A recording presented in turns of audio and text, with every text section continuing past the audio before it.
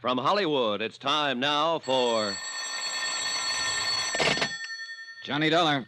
This is Mr. Costello at the Plantagent Hotel in Vicksburg, Virginia. You left word? Oh, yes, Mr. Costello.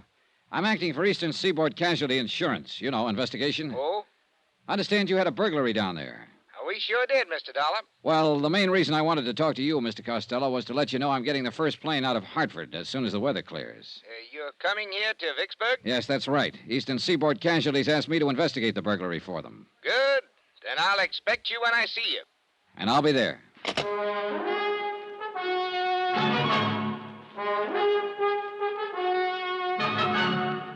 Tonight and every weekday night, Bob Bailey in the transcribed adventures of the man with the action-packed expense account, America's fabulous freelance insurance investigator. Yours truly, Johnny Dollar.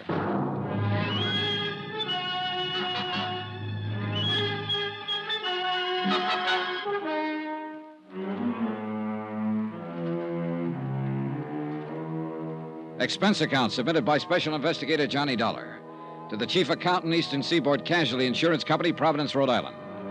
The following is an accounting of expenditures during my investigation of the Plantagent matter. Expense account item 1, $2 cab fare, my apartment to the Hartford airport. Item 2, $173. One airline ticket from Hartford to Vicksburg, Virginia, and back again. We took off in 10 below zero weather about 1:30 in the afternoon. By 5 o'clock, we circled into Vicksburg for a landing.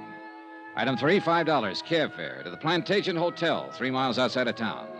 A pleasant, spacious, gentle old building set back among the wintry trees. 15 minutes after checking in, Mr. Costello appeared, wrung my hand, and reported that the Vicksburg police had apprehended the burglar who had rifled the hotel safe the night before. All of the loot had been recovered. As a matter of form, I spent 2 hours with the police itemizing the stolen property, which was all intact. Then I returned to the hotel, assured Mr. Costello that everything would be all right, and got busy trying to make return reservations for Hartford. Now, the rest of this report is by way of apology for my tardiness in submitting the expense account. In between phone calls to the airport, I went downstairs to the bar for a drink, and then stepped outside for a walk and a breath of fresh air. In the back of the parking lot behind the hotel, a blonde woman about 30 in a green suit was talking to a tall, typically dark man who had his back to me. They were arguing about something. As I walked past them, I couldn't help hearing too well. Please help me. Are you talking to me? Yes, please. On your way, mister. This is private. You hear me? Here, just keep your hands to yourself, bud. Well, keep rolling, then. We're having a little argument, private. Please, I don't know who you are, but I'm... Shut up! She's, had a little too much to drink, mister, that's all. Oh, that's so? Well, it doesn't look that way to me. Now, what's this all about? I just told you, Nosy, she's had a little too much to drink. Now, go on, bud. Get on your way. Wait a minute. I told you to keep your hands to yourself. Yeah. Honey, you want to keep it up? You hear me? Yes. I hear you. And I'll let it go this time, mister. Just this once. Do you want to have him hauled in, miss? Oh, no. No, that's all right. It's all right. Okay, then, okay. Come on, beat it, you. Now, listen, Beat Buster. it, I said. She's tired of you, and so am I. Go on, beat it. Okay. Just remember, Amy, I was only trying to talk some sense into you. So long, hero.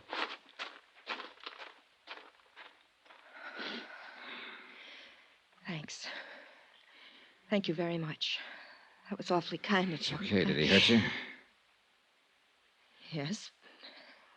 Where it hurts the most, I guess.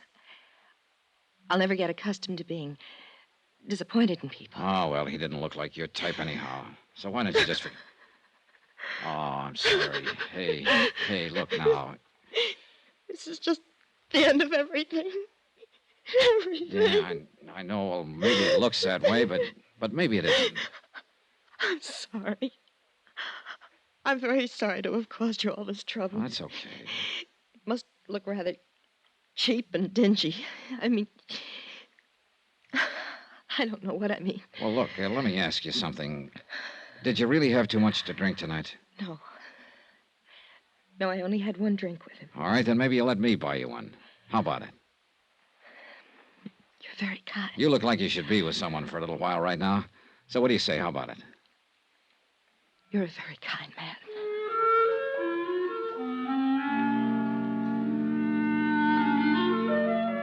And that's the way it began, in the parking lot outside of the Plantagent Hotel in Vicksburg, Virginia. She trembled a little when I led her back inside to the warmth of the bar and the people and sat her down at a booth. Looking back on it now, I guess we had a rather strained, one-sided conversation. She did all the listening and seemed preoccupied with her problems, whatever they were. Even though I'm not the greatest wit in the world, I did manage to get a faint smile out of her. It was a nice smile from a warm, frank mouth. Item 4, 2 drinks for us.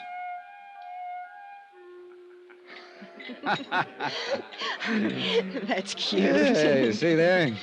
Next thing you know, you'll be telling me a joke. Oh, that reminds me. Of another one. It's one of the oldest and most respected jokes in the country. You probably heard it 1,000 times. It seems 10 men were standing in the rain under an umbrella, and none of them got wet. Well, just about then, a fellow walked up. You've been very, very kind to me. Thank you again.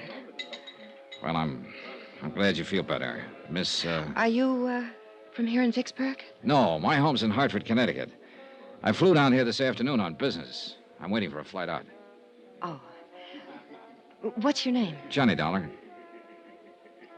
Thank you again, Johnny Dollar. Hmm? Thank you for not asking me my name. For not asking me about the man in the parking lot. For not asking me to explain what my trouble is. Thank you, Mr. Dollar. And thank you for sitting here with me this little while and trying to make me laugh. You really feel all right now, huh? Yes, I think so. Good, that's swell. Because I wouldn't want to let you go if I thought you were going to step outside and start crying again. No. No, I won't do that, I promise. You sure? Positive. Okay. Ah, you want one more for the road? Oh, thank you, but I'd better not, Mr. Dollar. I really should be getting home. Well, will everything be all right at home? What? Oh, yes. He wasn't my husband, or my boyfriend, even. He won't bother me. Okay, then. Here, let me help you out with your coat. Thank you. There you are. You have a car? No, I'll get a cab. There's always one out in front. Good, I'll help you. Thank you. Say, look, I'm going to tell you something. I'm staying here in Vicksburg at the Plantagent, and I doubt if I'll be able to get a plane out tonight. Probably not until tomorrow sometime. So, look, if you need me for any reason at all, why don't you just call me? Okay? Yes.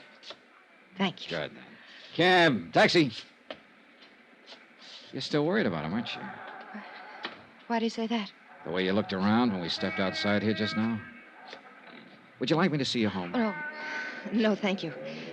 You've done enough already. And about him, I made a mistake, that's all. Oh, we all make mistakes, so forget about it. Well, I'm afraid this one can't be corrected very easily. But here's my cab. Good night, Mr. Dollar. Good night. You and I will probably never meet again. But I shan't forget your kindness. Thank you. Okay, good night. Downtown, please. I hope you have a nice trip home, Mr. Dollar. Hey, whoa, driver, hold it. Hey, anything wrong? What is it? I don't know. I have the strangest feeling. Wait a minute, driver. Hey, look, do you feel all right? You're shivering. Yes, I know I... Oh, it hurts. Oh, what hurts? It hurts. I didn't think he... What is it? What can I do? Help me. Please, Mr. Dollar. Help me. Let's go, driver. She fell back across the seat of the cab, writhing with pain. I took her in my arms and tried to find out what it was, but by that time she wasn't able to speak. In another 10 seconds, she was unconscious. The cab driver delivered us to an emergency hospital 5 minutes later. They carried her in through the ambulance entrance. I let the driver go and waited around the desk to see if I could learn what happened. Just waited. Vicksburg emergency. Waited. One moment, please. Go ahead, please. Vicksburg emergency. Not at this time of the night, sir. You'll have to call first thing in the morning. I'd suggest any time after 7:30. Yes, sir. Yes? Hey, look, would it be all right to go back and talk to the doctor now? I'm afraid not, sir. Well, Could you bring him out here? I've been waiting for quite... I'm sure he'll be out in a very short while. He knows you're waiting to talk with him. I thought maybe he forgot me. No, sir. I just want to make sure she's all right. The doctor will be out. Vicksburg emergency. Just a moment, I'll connect you. Go ahead, please. Has she had many of these attacks, sir? Oh, I don't know. I just met her. Oh. Well, if you'd like, we could call you at home and let you know how she is. This isn't my home. I'm on my way out of town as soon as I can get a plane. I'll wait. Certainly. Excuse me. Yes, doctor. Yes, he's right here. Yes, sir, thank you. The doctor will see you now, sir. Good, thanks. End of the hall, room 111. Okay, thank you. I don't know what it was or why that hallway looked so long to me. Call it an old-fashioned premonition or what have you. That's what I had walking down the hall to see a doctor about a girl I'd known only a few minutes. There were 3 people in the room, 2 doctors in their white clothes and a nurse. I can still see the light burning above their heads, the way they looked tired, exhausted. All 3 of them had been working very hard. Doctor? Yes? Oh, you're the man who was with her. Yeah, that's right. How is she? When did this happen? About a half hour ago, I put her in a cab at the Plantagent Hotel, and she complained of feeling sick. So I brought her here, but she lost consciousness in the cab. I see. Sit down, please. Oh, why? Some papers we want you to fill out, just routine. Oh, Your name, please? Johnny Dollar. And she is Mrs. Dollar. No. Oh, I see. You're a friend of hers, Mr. Dollar. But yes. Look, what is it, Doctor? What's the matter with her? I can't exactly tell you that right now, Mr. Dollar. What? Well, now, wait a minute. Why can't We have to contact her family first, Mr. Dollar. This girl is dead. Now, if you're willing to fill out... Picture it. Yourself in my position, I mean. I'd known the girl only a few minutes. I didn't even know her name. Yet somehow I'd become closely involved with her. Too much so, I guess. All I knew about her was that she was someone who had died while asking me to help her. Under the circumstances, what would you do?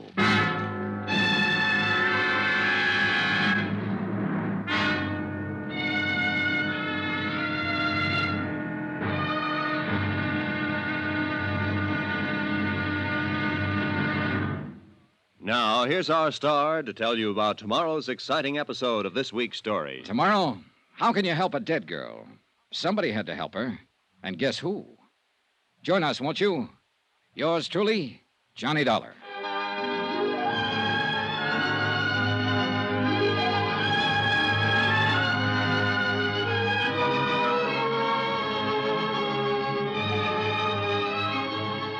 Yours truly, Johnny Dollar, starring Bob Bailey, is transcribed in Hollywood, written by John Dawson. It is produced and directed by Jack Johnstone. Be sure to join us tomorrow night, same time and station, for the next exciting episode of Yours truly, Johnny Dollar. Roy Rowan speaking.